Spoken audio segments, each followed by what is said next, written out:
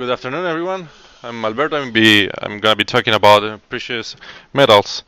So, what is considered a precious metal?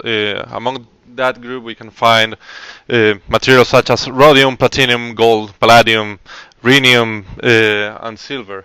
These are called precious metal because they are really scarce, really rare, and they are they have a aesthetical appeal also, and some of those were used as currency.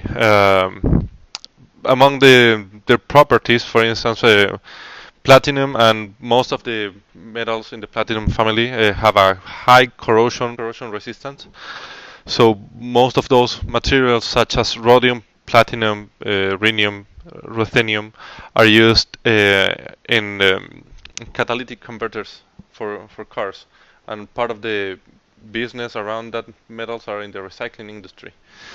Among those materials listed there, the one that I found that was used in more application was silver, which is also the one that has the highest electrical and thermal conductivity and reflectiveness.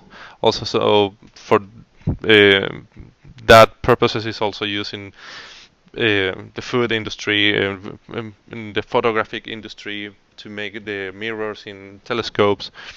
And among gold, 50% of the known gold sources are used in jewelry, 40% is used as an investment, and around 10% of the gold goes to the actual industry. So, talking about additive manufacturing of uh, precious metals, I didn't find information about all of those materials. I just found some information about gold, so I didn't find information about the mechanical properties of a final piece. Those are although are the mechanical properties of the gold, and about companies that work with these materials. I wanted to mention two, which is an alliance built between Cookson Precious Metals and also with EOS Solutions.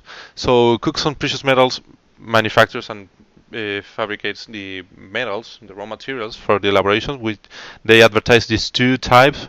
Both of them have a 25.1% of gold and different percentages of silver and copper to give him different colors. And in both cases, particle sizes are below 40 micrometers. And EOS e-Solutions, located in Germany, sorry, the previous company is located in the United Kingdom. These guys elaborate this machine, the Precious M0880, just to for the manufacture of gold powders. And one of the characteristics it has is that the building volume is a plate, a stainless steel plate of 80 millimeters diameter, which is like this, and 95 millimeters height. And one of its properties is that the ability to handle material without having any loss and or any contact with powder. And I wanted to show you a quick video. Okay, so that's the building plate, and as you can see, it's completely contact free with the powder. You want to save as much gold as you can.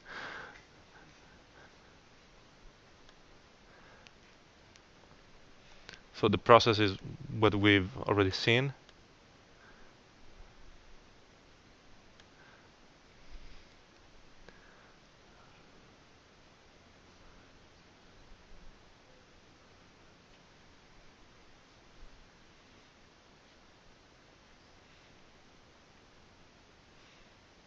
So it's a pretty big machine. It's like 2 meters for 2 meters wide, 3 meters long for 2 meters height. Tiny build area for that big of a machine. Sorry, what? Tiny build area for that big of a machine. Exactly. Yeah. The thing is, they're targeting jewelry. Yeah. Another very fine tip top. That's kind of cool the way that it does that to not lose any powder. Yeah. Exactly. Huh. So that's like a little sealed container. I couldn't find references of the price of the powder though. It's probably an order of Yeah. Larger than gold. Wow. That's also a lot of support material. Case studies, I also didn't find a particular piece, although these guys had reported to build this type of jewelry, and the advantages of 3D printing in this case, in the first place, they have a significant reduce in raw materials. They have flexible designs, and designers from all over the globe can send their CAD files, so they can lower their prices and enhance or increase the delivery dates. And they also can include cavities to make pieces more bulky using less materials, which in the jewelry manufacturing is only a visual perception of the final piece. Well, talking about the research, this is the first paper I chose. Is a selective laser melting of pure gold. So what these guys are doing is uh, trying different parameters in the sintering of in the melting of metal powder. They tried layer thickness of 175 at 50 micrometers. They didn't go below that because of the agglomerous properties, so they couldn't reach that. Using different parameters, they came up that with these parameters, they said that basically you cannot use too little power and to have a scanning speed too high, because you get the figure on the right, which you can find some melting regions, but you can't also go to too high of a power and too slow of a scanning speed, because you start making this what they describe as balling. Uh, Apparently, the gold has too much time to build up this pool, and it would agglomerate in these balls. So they developed this chart saying that those were the good melting parameters. And after building this, they built some 3 by 3 by 3 millimeters cubes. They also found that even though it had a pretty good density, there was porosity in between layers, and they attribute that to the refractiveness property of the gold. So the laser would be reflected on the first particles of gold on top of the layer, and some pieces of the laser ray would get inside the powder, but it wouldn't be enough to heat the upper layer and conduct heat to the lower layer.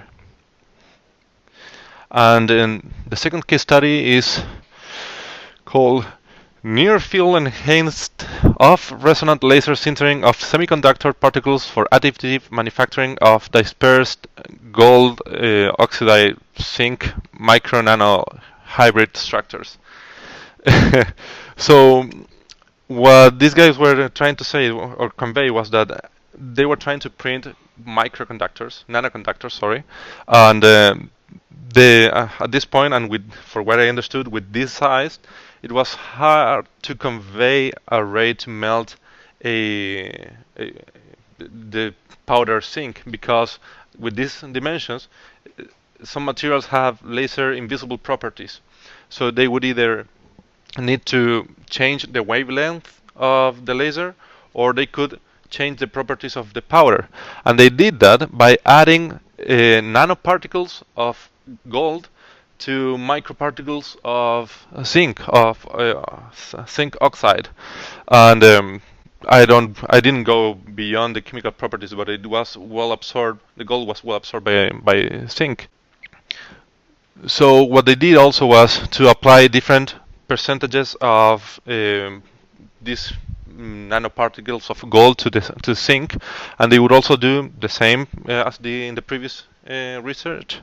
They would try to test different parameters, and they also found like a good melting area region, which in this case was for a 0.5% of gold, and for 50 watts, if I'm not mistaken. So what you see there in the left figure is the zinc with gold before being melted, and you see that those dark dots there, those are gold, and in the right that's after melting. So what they found is that uh, if you go beyond 0.1% of gold in the mixture with zinc, the energy that you would require to melt the powder would be up to 50% lower than if you were just melting zinc. So those are my references.